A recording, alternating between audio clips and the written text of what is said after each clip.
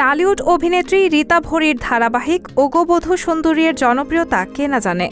সেই ধারাবাহিকের সাফল্য মিলতেই একবারে বড় পর্দার নায়িকা হওয়ার প্রস্তুতি নেন, আর সেখানেই কাজের নামে যৌন হেনস্থার শিকার হতে হয় তাকে, তাও আবার টালিউডের এক নামী প্রযোজকের কাছ থেকে। যদিও সেই সময় বলে উঠতে পারেননি তিনি, কারণ অভিনেত্রীর পায়ের তলার মাটি শক্ত ছিল না। কিন্তু সেই ঘটনার কুৎসিত স্মৃতি তাড়া করে বেরিয়েছে তাকে বহুদিন।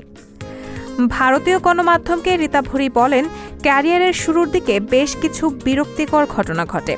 একটা মিটিং করতে যাই এক খ্যাতনামা প্রযোজকের সঙ্গে, অনিচ্ছা সত্ত্বেও গায়ে হাত দেন তিনি। চেঁচিয়ে বেরিয়ে যাই সেখান থেকে। তিনি হাত ধরেছিলেন। আমার তারপর থেকে নিজেকে নোংরা লাগছিল। আমি মাকে পর্যন্ত বলতে পারিনি। খালি মনে হতো আমি ভুল করেছি। আমি কেন গেলাম মিটিংটাতে? আসলে পায়ের তলার মাটি শক্ত ছিল না, ভয়ে ছিলাম তখন। এত বড় প্রযোজক, আমি মুখ খুললে আমাকেই শেষ করে দেবেন হয়তো।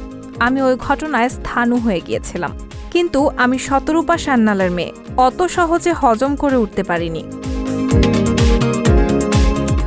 নায়িকা জানেন, প্রশ্ন উঠতে পারে এতদিন পর মুখ খুললেন কেন। রীতা ভরি জানান, শহরে যখন আরজিকর কাণ্ড নিয়ে দিনের পর দিন প্রতিবাদ চলছে, সেই সময়ই এক প্রতিবাদ মিছিলে তিনি দেখতে পান ওই প্রযোজককে। তারপর আর চুপ থাকতে পারেননি।